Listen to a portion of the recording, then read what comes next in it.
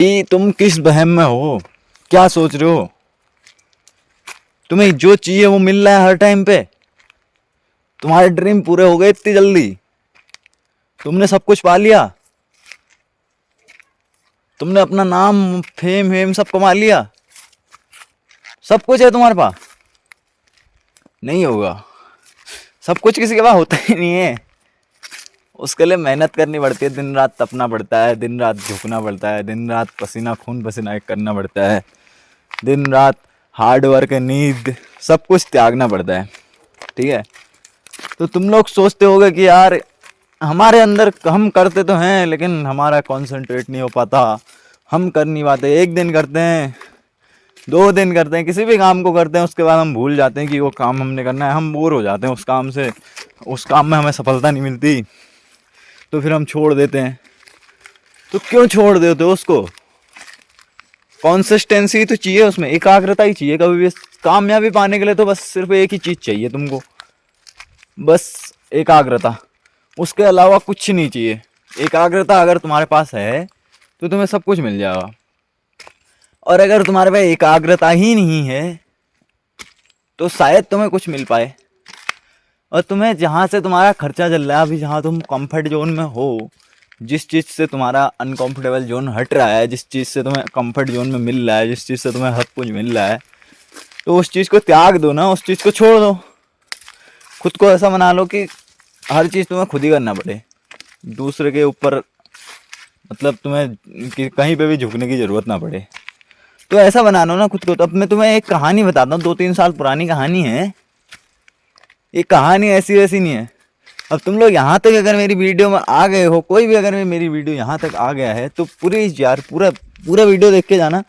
थोड़ा सा भी आपको सीखने को मिलेगा तो आपकी लाइफ, क्योंकि एक लाइफ चेंज करने के लिए एक चींटी का भी सहारा बहुत होता है। ठीक है। तो ये कहानी है 2-3 साल पहले की है। मैं बहुत ही लेजी टाइप का बंदा हूँ, पहले से लेजी टाइप का बंदा था, आलसी टाइप का। ठीक है। लेकिन धीरे धीरे वक्त के साथ साथ मैं चेंज हुआ, धीरे धीरे मुझे सब कुछ समझ आया। उसके बाद मैं धीरे धीरे अपनी लाइफ को चेंज किया। अभी तो काफ़ी मतलब मैं चेंज टाइप में हूँ। तो ऐसे ही मैंने एक दिन अपने यहाँ के एक बुजुर्ग आदमी थे, उनसे पूछ दिया कि मेरी लाइफ के साथ ऐसा क्यों होता है, मैं किसी भी चीज़ को कर क्यों नहीं पाता हूँ। मुझे अपनी लाइफ में सक्सेस चाहिए, मैं अपनी लाइफ में कामयाब होना चाहता हूँ, मैं बहुत कुछ बड़ा करना चाहता हूँ। तो उन्होंने एक बात बताई। उन्होंने बोला, देख बेटा ऐसा है, मैं तुझे ज़्यादा कुछ नहीं बस एक कहानी बताऊंगा। अगर तेरे अंदर कुछ करने की क्षमता होगी तो बहुत आगे जाएगा, और अगर तेरे अंदर कुछ करने की क्षमता नहीं होगी तो इस कहानी को सुन के तो 2-4 दिन बाद भूल जाएगा। तो अभी तक मुझे वो कहानी याद है। ठीक है। और उस कहानी में होता यह है कि एक गाय है। ठीक है। तो उन्होंने बताया कि एक जंगल है, जंगल में एक साधु और उसका शिष्य जा रहे हैं। साधु बड़ा ही दिग्गज है। ठीक है। साधु और शिष्य जा रहे हैं, चलते चलते वो लोग भ्रमण कर रहे हैं, बड़े बड़े मतलब बहुत पूरी लोकेशन पे भ्रमण कर रहे हैं, पूरे अलग अलग देशों में अलग अलग राज्यों में जा रहे हैं। तो जंगल से होते हुए रास्ता गुजर रहा है, रात हो गई। तो वो शिष्य और गुरु चलते रहे, जंगल के बीचों बीच पहुँचे तो गुरु ने कहा अपने शिष्य से कि देख ऐसा है, अब हमें काफ़ी रात हो गई, जंगल में जंगली जानवरों का भी डर है, तो कहीं एक रहने का इंतजाम करवा। तो शिष्य ने कहा ठीक है। उसके बाद उन्होंने शिष्य ने अपने गुरु से कहा कि गुरुदेव अभी थोड़ा इंतज़ार करिए, थोड़ी देर और चलते रहते हैं, हमें कोई घर मिल जाएगा तो हम वहाँ पे रुक लेंगे। तो चलते चलते उन्हें एक मिली कुटिया। ठीक है। पूरे घास फूस लकड़ वकड़ से लकड़ी वकड़ी से बनी थी। लकड़ी वकड़ी से बनी तो ठीक ही हो गया। तो गुरुजी ने कहा कि ये कुटिया तो दिख रही है, इसमें रहने के लिए चलते हैं। शिष्य ने कहा गुरुजी कुटिया तो दिख रही है, चलते ही हैं। तो चले दोनों। वहाँ गए तो वहाँ पे गए तो एक आदमी था, उसके बीवी बच्चे थे, छोटे छोटे बच्चे थे, ज़्यादा बड़े भी नहीं थे, लेकिन बहुत ही गरीब परिवार टाइप का, बहुत ही गरीब टाइप का परिवार था। और जंगल था पूरा। ठीक है। आगे पीछे मतलब पूरा मैदानी जंगल था। तो गुरुजी ने कहा ठीक है इसके यहाँ रुकते हैं। तो गुरुजी गए वहाँ। तो वो परिवार भी ऐसा था कि वो साधु संतों का बड़ा ही मतलब कि स्वागत करता था। तो उसने स्वागत किया उन लोगों का। घर में एक गाय थी जिसके सहारे उनका पूरा परिवार चल रहा था, खाने पीने वो सब कुछ गाय से ही चलता था उनका। तो ठीक ही हो गया, वो लोग रुके, उनकी खूब सेवा करी उस बंदे ने, कुटिया वाले ने, जो भी था वहाँ पर रहता था। तो बच्चे बच्चे सब मतलब पूरे फटे पुराने कपड़े पहने थे। गुरुजी ने सोचा, बड़ी दया आई गुरुजी ने सोचा यार ऐसा कैसे हो सकता है। तो उनने फिर एक दिमाग लगाया, ठीक है। ये कहानी मेरे मतलब बुजुर्ग आदमी ने बताई, मेरे गाँव का ये कोई। हमने कहा यार कि इस आदमी के पास कुछ भी नहीं है, एक गाय के सहारे इसकी ज़िंदगी चल रही है। तो उनको समझ आ गया था कि ये बड़ा आलसी बंदा है, ये कुछ करना नहीं चाहता। तो उनने एक काम किया, जब वो उनने खाना वाना खाया, उस आदमी ने उनके लिए खाना वाना परोसा, तो बढ़िया तरीके से खाना वाना खाया, उसके बाद सो गए। रात को उनको अलग अलग उसमें रख दिया, कमरे जैसे में जो कि बनाया था उनने, तो अलग जगह पर रख दिया उन दोनों की। रात को 12-1 बजे नींद खुली गुरु और शिष्य की नहीं खुली थी, गुरु की खुली। गुरु ने अपने शिष्य को उठाया और बोला कि उठ, और जो इस आदमी की गाय है उसको खूंटे से खोल दे और जंगल में भगा दे। शिष्य बड़ा परेशान, उसने कहा यार कैसा पापी महामूर्ख गुरु है, किसको गुरु बना लिया मैंने, इससे अच्छा तो बिना गुरु का ही अच्छा था मैं, ठीक है। शिष्य को बड़ा गुस्सा आया, उसने कहा महाराज आप सही कह रहे हैं, इसने हमको खाना दिया, इसने हमें विश्राम करने के लिए जगह दी है, आप इसके साथ ऐसा करोगे, इसने हमारा स्वागत किया है। तो गुरु ने कहा मैं जो ऐसा बोल रहा हूँ, तू मेरा शिष्य है कि मैं तेरा शिष्य हूँ, गुरु तू है कि मैं हूँ, मेरी आज्ञा का पालन नहीं करेगा।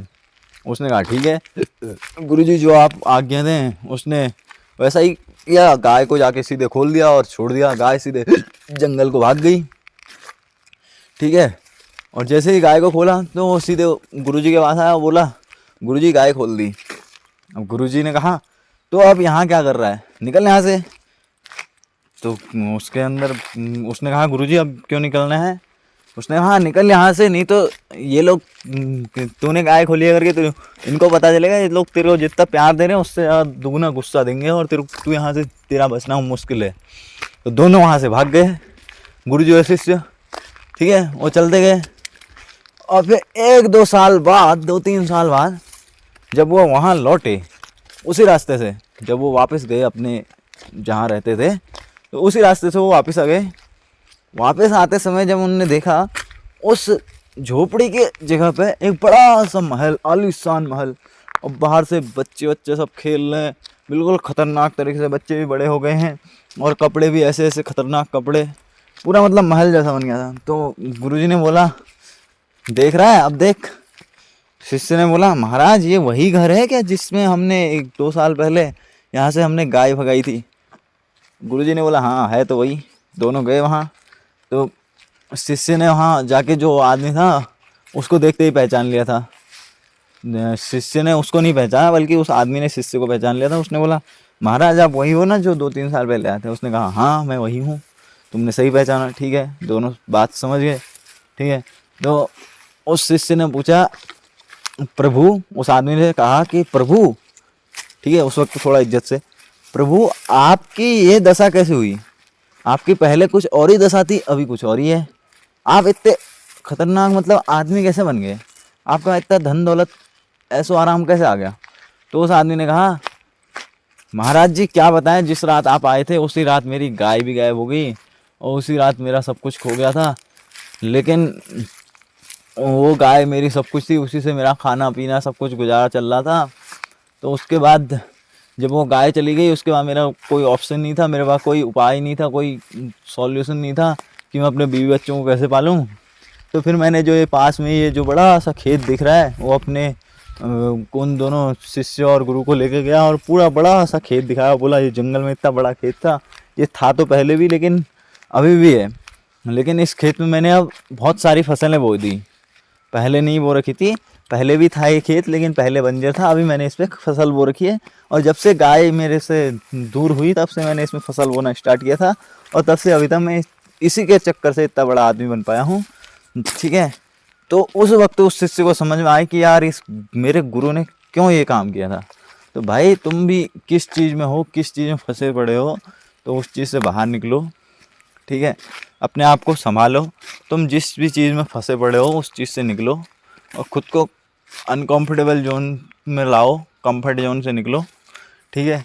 जो भी तुम्हारी मतलब कंफर्ट जोन में जिस चीज़ के कारण तुम कंफर्ट जोन में हो उस चीज़ से निकलो, अनकंफर्टेबल जोन में ना हो। बाद में तुम बहुत ज़्यादा कंफर्ट जोन में चले जाओगे अगर अभी तुम अनकंफर्टेबल जोन में गए तो। ठीक है, मिलते हैं कल की वीडियो में। ऐसे मोटिवेशनल वीडियोज़ के लिए अपने भाई को सब्सक्राइब कर देना। जय श्री राम, जय गौ माता।